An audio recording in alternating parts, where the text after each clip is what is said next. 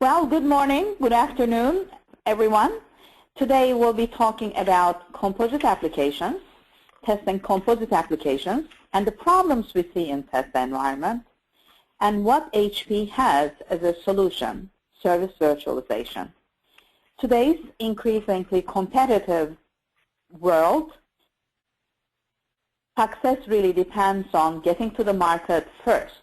However, with great speed comes great responsibility. Being first and fastest does not mean the quality is in place. Application teams must move quickly, but must also provide functional quality, performance and application security levels aligned with demanding compliance and business expectations. HP Service Virtualization, solution to development and QA organizations, allowing them to eliminate dependencies in composite application development and testing by virtualizing these services. Applications are going through a dramatic change, as you can see in the slide. Composite applications, mobile and agile, when we see these numbers, it's an eye-opener. For example, banks, e-commerce portals, or even news providers now offer access to their functionality through smartphones and tablets. Of course, building these applications is not easy, plus they must scale well. Technology has to address this demand. Technologies introduce new architectures that allow rapid composition type of application building and reuse of technology and infrastructure. Applications are often mobile-enabled, using smartphones or tablets. Social media changed the way we interact with each other and do business. Cloud and hybrid models alter the way we build, test, and operate applications. Needless to say, agile technologies and methodologies, Kanban, Lean, and so forth, change the way we build business and do applications. Let me show you a good example. This sounds familiar. It's your regular search, buy, pay, your regular online buying process. In the simple purchasing business process, we have 6 different integrations, 6 different small composite applications going on, at least 13 different systems, and many more dependencies. This application is a typical composite application. To be able to complete transactions, sometimes we send messages to third parties, get answers from them. Credit check is done, tracking service is done in that methodology.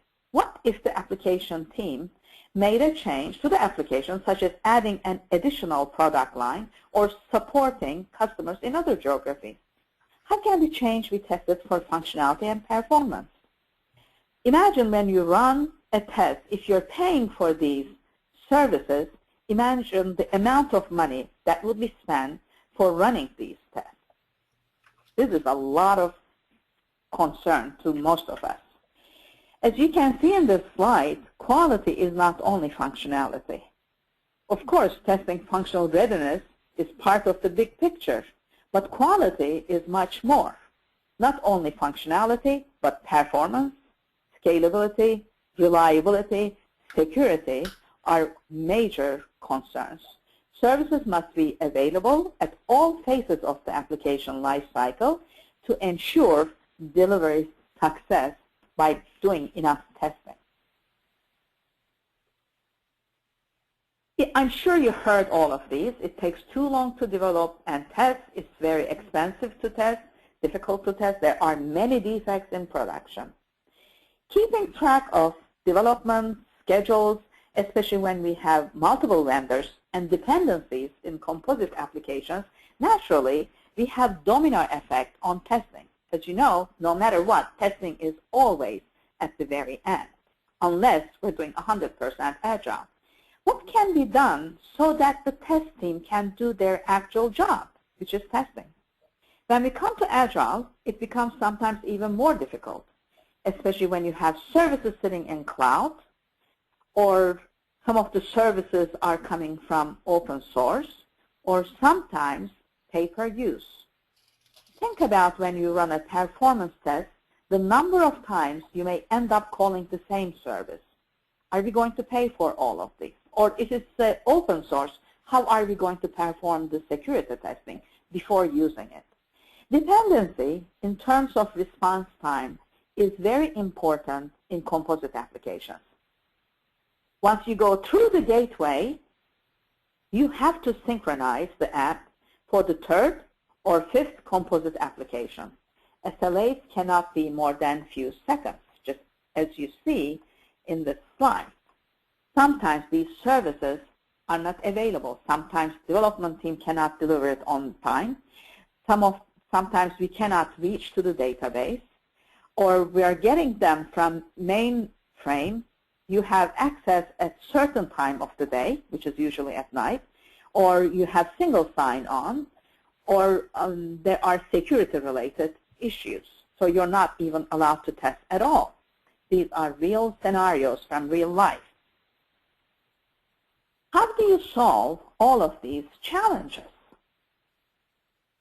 Well, we can virtualize these services, virtualize data scenarios, make them available for test and development at the same time so they can share these services. They can learn, and HP Service Virtualization can learn and emulate, simulate those services where you can substitute them. Today's applications that drive customer engagement and business processes are compositions. Gone are the days of application being a completely contained set of software running on a monolithic system, such as mainframe. In the building or sourcing of new application capability, IT has become a service broker. And these services need to be really tested well. With Service Virtualization, we have a solution. Test and development teams do not have to wait for one another. They can share these services so that we can test them in a timely manner right from the beginning. And by sharing these services, the cost would drop. Instead of building expensive stuff to replace those unknown components of the development, we can use virtual services, and we would be able to produce the quality that the IT world would like to have. Service virtualization is very easy to use. You can virtualize your data services. You can manage your data. You can mask, import, export. You can do functional performance and service tests. And you can make these services available to different teams. And we can put all of them under one umbrella, ALM. It has a strong tie with ALM. Consider the complexity of a mobile application and all the possible failure points. In order to manage and mitigate your risks of possible failure, you need to have a performance testing strategy that can cover the entire delivery chain. What happens usually in today's marketplace is performance testing strategies tend to focus on the elements, not the whole delivery chain, not the whole picture. If one element is missing, your performance test would not give you the correct result. This is a typical performance test and mobility-related picture where you can virtualize certain services, extract and provision data from back-end, and can quickly prepare a test environment. It is not uncommon to have many FAs or DBAs working to put together a test bed. With service virtualization, there's a major cost cutting in preparing those test beds. Successful performance testing takes into account realistic scenarios and test cases, different devices and platforms, different locations and different network connections, and you should be able to monitor all of these. You should be able to analyze and get a reasonable document that would make sense in terms of response time, throughput, and the way the application would perform. Chandra, one of HP partners, has a solution for that. Chandra collects network information on network conditions, real-world related performance matrix, and you can use these in load runners, where you can put your services in the scenarios in the load runner setup. I'm sure you're familiar with what you're seeing here. This is a typical performance test environment. You have load generators, monitors, controller, virtual users.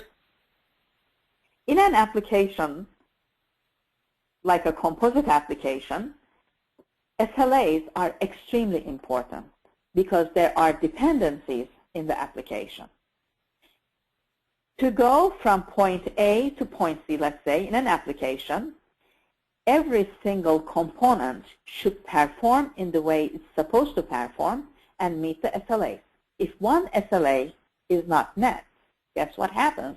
The application fails, which is not a good thing. We don't want it in our test environment. So with service virtualization, we have a solution. They can be those services that we don't know about or we cannot have access, or they are under development, or they are in production, or are provided by third parties. These services can be virtualized and placed in load runner script and can be called from load runners. Just like a regular load runner script, we can put it in our scenario and we can execute it. Then we would be a happy customer when all the SLAs are met. We collect all the information. The client would be happy. We would be happy. We would know exactly what the response time is like. We would make arrangements in our algorithms, in our back-end hardware and architecture according to what we have gathered. I would like to briefly talk about one of our customers who just recently bought Service Virtualization and are very happy. TTNet is the largest internet service provider in Turkey. They have more than 6 million customers. Testing had always been their main issue because they were never able to test enough, or they were told that they should have tested it yesterday. They had a lot of dependence. Pardon? They deploy more than 200 applications per year, and they had major delays in software delivery. They were always behind the schedule. Well, with Service Virtualization, they reduced the test wait time 100%. On average, they save 5 to 8 days per month. Now they have virtualized 95% of the test cases that were not available for them to test. At the end, they have much better quality. They are telling me there is a real decrease in the number of defects, and of course the number of defects in production dropped dramatically. They were able to increase test cycles and test coverage by 45%. Well, as we have mentioned, with Service Virtualization, we can do functional, performance, and security tests. Development and tests do not have to wait other applications. By virtualizing missing components, there won't be any wait time. For test and development teams, they can share these services, and everything can be put under one umbrella, just like a regular defect or requirement or test case. You can trace and see what happens to your system with ALM. Service Virtualization reduces development and test wait time. You really do not have to wait anymore. It definitely decreases infrastructure costs and dependencies on third parties and mainframe-related services. It supports a lot of protocols. It would lower the risk of defect leakage to production, and we would be able to produce very good quality software. These numbers are from Vogue Snapshot report, where they made a service virtualization related research. And these are the numbers that we had received from them, which is very encouraging that service virtualization will be commonly used in the coming future. There was 50% increase in service availability, 45% increase in test coverage, and faster time to market. And definitely it reduced wait time and a lot less defects in production. Having said that, now I would like to pass the talk to Walid, my colleague. He would be showing you the features of the actual tool and how we use it. This is Service Virtualization Designer and Server, and Walid would be speaking about it.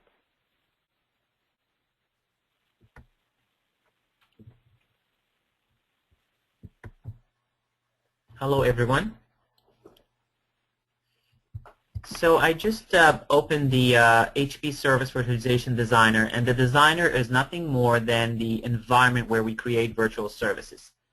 And you will see that within minutes we are able to create a virtual service from a service definition. And what I mean by a service definition is just a file that describes how the service should be working. Just before I do this, I want to show you that what kind of service we will be doing and what does that mean to virtualize a service. So we took the FedEx shipping service as an example of how we can virtualize what FedEx does to ship packages.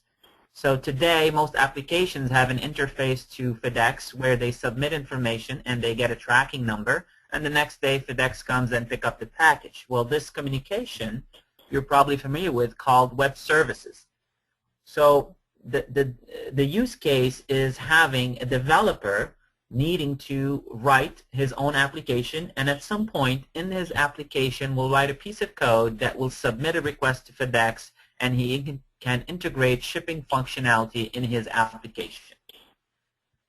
What Service Virtualization will do is will allow this developer to not just only interface with FedEx, because obviously this is done in limited capacity, but provide the developer with a simulator, a replacement service, a virtual service to what FedEx does.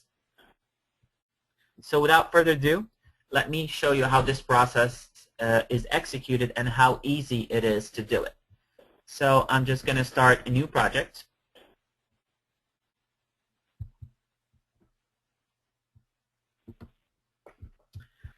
And we're going to call it just the FedEx shipping. And at this point, it is nothing more than an empty container. And we're going to create this empty project. And right away, we're going to go and add a virtual service. So in a project, you can add as many virtual services as you want. You can have FedEx shipping, FedEx rerouting, whatever functionality or service you want to add. You can add multiple services.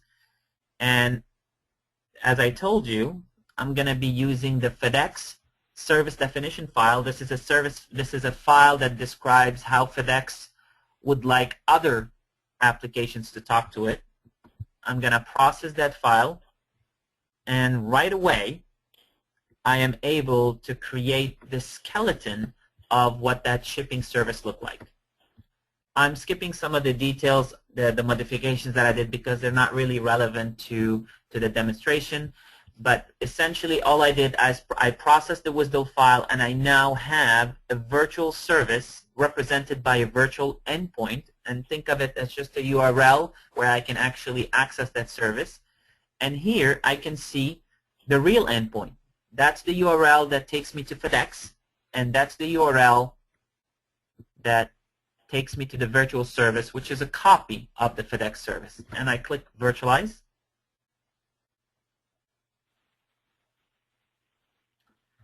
And it is done. At this point, I have created the virtual service. However, I have a data model and a performance model that are empty, which means that that virtual service does not have any data behind it, and does not have any performance behavior behind it. So we're going to now show you how this utility can learn from the real service and then can simulate what that real service does. So first it learns, and then it acts on its behalf. And to do this, I'm going to be using a simple client, and here in my code, I normally would call the FedEx shipping service. You can see that part of that code. I'm calling the FedEx URL, and I'll quickly show you what that code does when I actually talk to FedEx. And I actually get a test shipping label from FedEx. This is actual communication. This is not a simulated communication. And now all I have to do, rename that URL to the URL that is on my machine where that virtual service resides. I'm going to save this. This is the only modification a developer needs to do to talk to a virtual service. And here what I'm going to be doing is I'm going to switch from standby mode, which is the mode where SV is not doing anything, it's just sitting standby, to learn mode. And at this point, the minute I call the virtual service, the minute I call the service, SV is going to be listening on that communication and is going to learn from it. So I have my 2 shipping labels, and let me show you what happened here. SV detected 2 messages. It is in fact actually just 1 message. However, it is considered that the request and response as 2 messages. And I'm going to stop the learning process.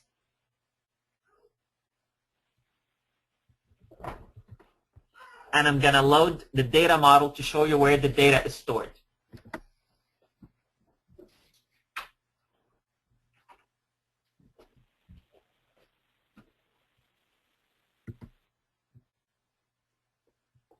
So you can see from my screen here that I have 2 parts of that message, a request and a response, and both contain data. And I'll show you how. This data is structured, if you're not familiar with what XML is, but think of it as a data structure. And in the request, I will have lots of information that was submitted by my application. And in the response, I have similarly lots of information that came back to the request with the request and allow me to generate these shipping labels. So that's it. SV learned from the real system, and now I'm going to go in simulate mode, and the application will not know the difference. Now you're going to notice now that there is a failure here. You're not going to see shipping label, and the reason is very simple. It's because some of the data that came back is dynamic, which means that it cannot be used twice. And I'll give you a very classic example of data that cannot be used twice that makes the application fail, and that data is things like timestamp. So what I do is I go in my data model and I simply look for something that looks like a timestamp, and I tell the system to ignore the timestamp. This way it doesn't really try to match the request, which is no longer identical. Every time the application sends a request, that timestamp is actually different. So obviously, if I were to respond with the response, I need to ignore the timestamp. If not, I will never have recognized the request being there twice. So let's go back to verify that now. And I can do that for any other piece of information. So SV is going to compare all of these fields, and it says, yeah, I recognize that request, and I'm going to send you back the response. However, I'm telling it here to compare everything. Just ignore that timestamp because I know that it changes with every request. Now that it's changed, I go back. I am in simulate mode again. I just want to confirm.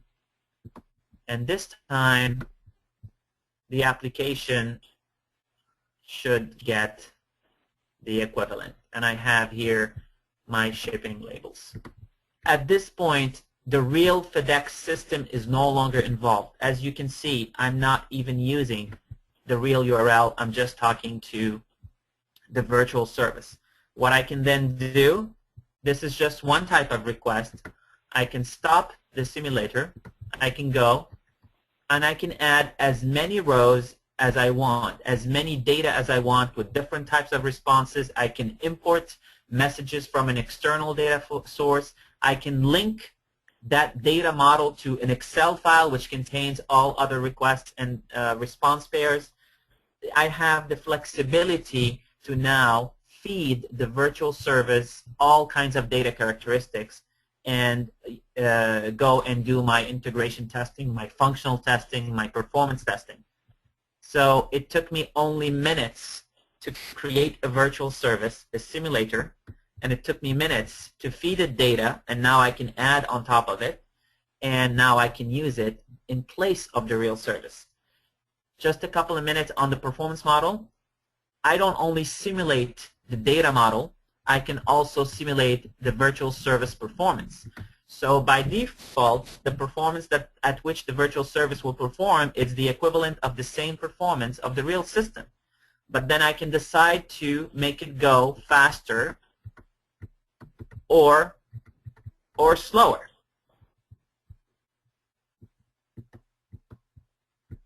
Having challenges with my mouse here, but basically what I did now, I told the simulator to act as if I have a much powerful machine, 4 times faster. So next time I run this simulation, I'm going to realize that my virtual service or my service is actually 4 times faster.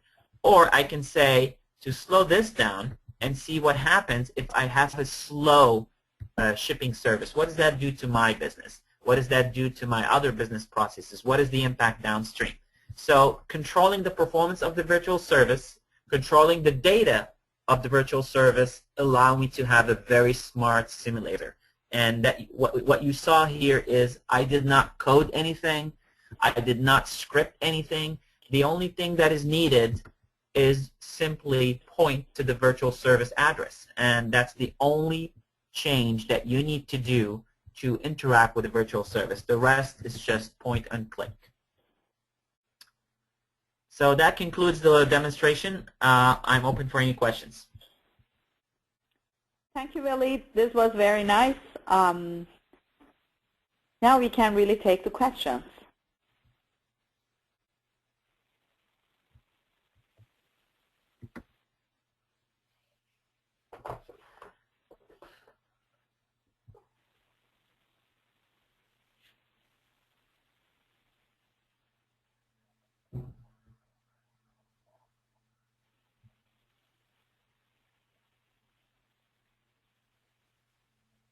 I think we have poll questions, which would be announced, and we have Q&A session questions.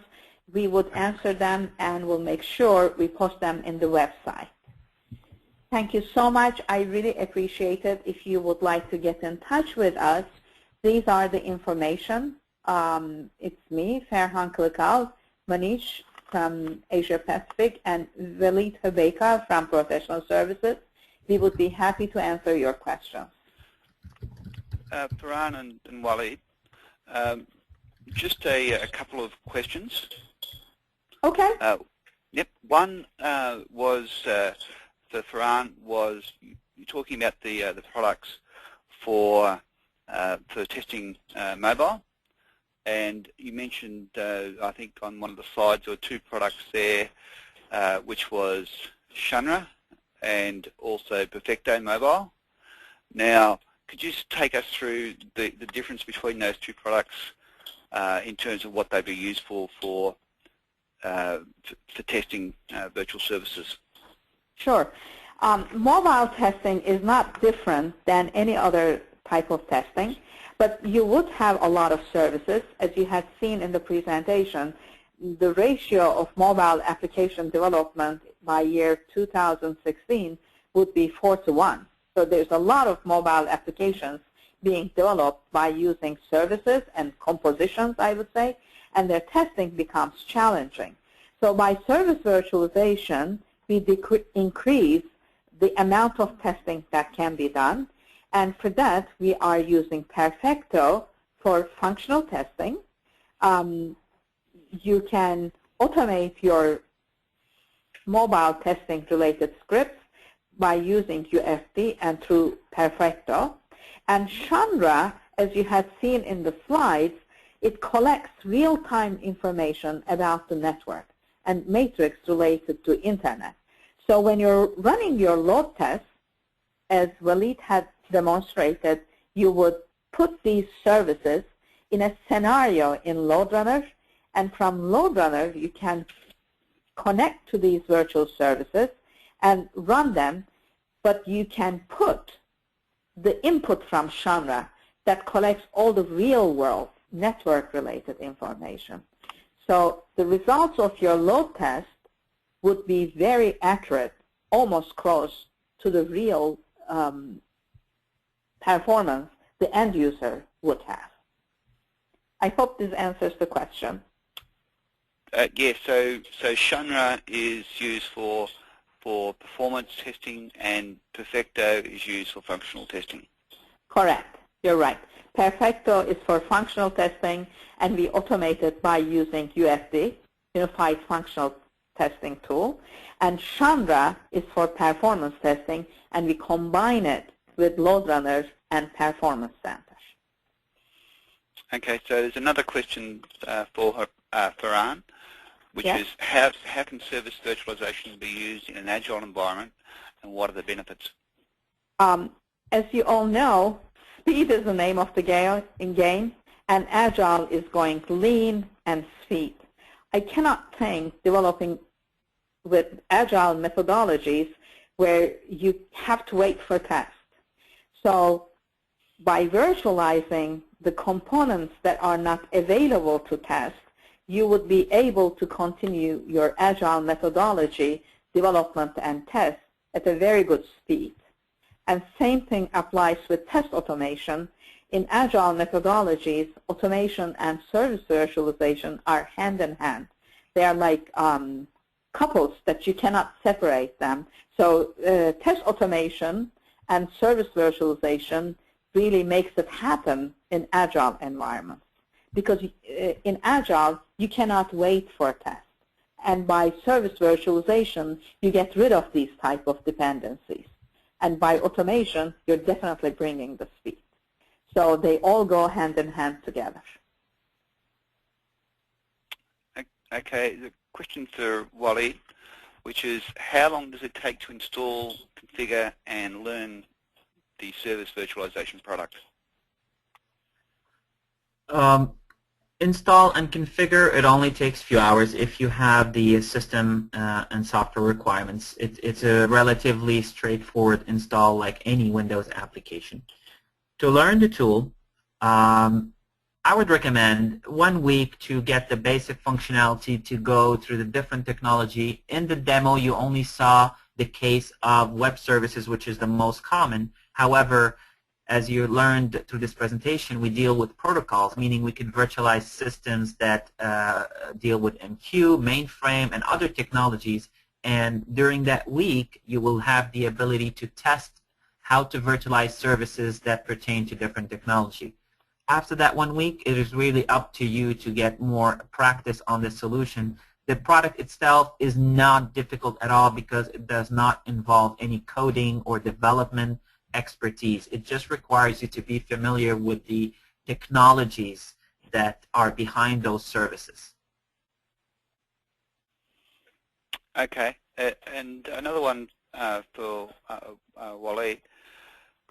You showed us a demonstration of virtualizing an existing service. What about services that have yet to be delivered at any meaningful level from the developers? So where we have a specification, that's about it. Very good question. So yes, I did show you the case of learning from an existing service, but this is not a requirement for the tool to work. In fact, if I only had the web services definition file, just the specification, I would have created a virtual service.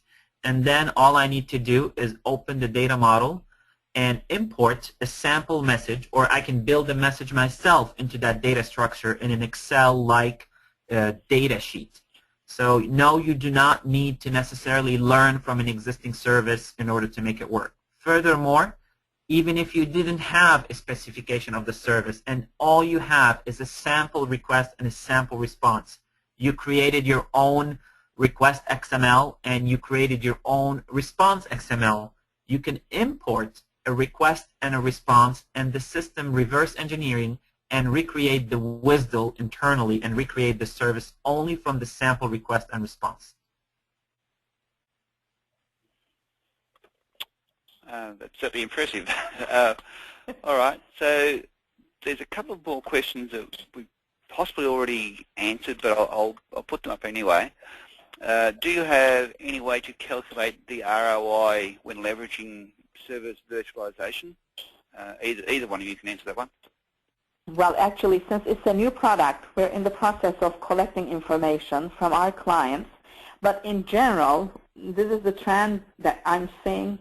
Return on investment is great because when you don't have everything ready to test, test team ends up waiting, doing absolutely nothing. So service virtualization reduces 75% of that wait time, and it increases the test coverage like 45%, which is a lot. We're in the process of collecting information for ROI, but in general, I can tell you return on investment is very high. I would like to add a comment on the ROI calculation to complement what my colleague here is saying. I've done these ROI calculation, and the process is basically, let's look at the situation before service virtualization. What is your current test coverage now? What are the things you cannot test? What is the time wasted in the current situation where you have to wait? What are the dependencies for testing? And then we implement service virtualization and then reevaluate the same questions. And this is how we are able to determine the ROIs. We've done an ROI analysis on our own HPIT organization, which one is the largest in the world. Obviously, being one of the largest employers in the world, we have the largest IT organization. And the ROIs were consistent, if not better, than what the industry standards are showing us today, such as 45% increase in test coverage, 75% increase in agility or efficiency. All right. Thank you for that. Well, at the moment, there are no more questions. So at this point, we'll thank Farhan and Walid for a very good session on service virtualization. And certainly, if there are any questions, feel free to contact Farhan,